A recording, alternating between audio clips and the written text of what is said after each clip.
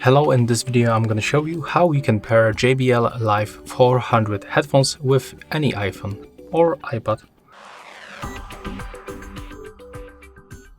So first of all, you have to find the right headphone, and it's of course located right here with the power button, so we have to move it like that to activate your headphones.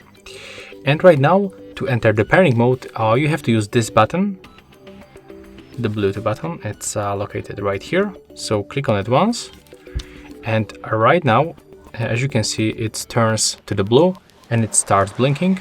So right now, just simply go to the settings on your iOS device, go to the Bluetooth, then turn it on with this switcher, and then you have to select for your headset that will pop on the list, and it appears of course right here. So select the JBL Live 400.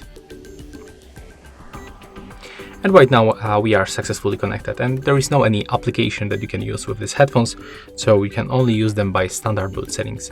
And that's all for this video. Hope you like it.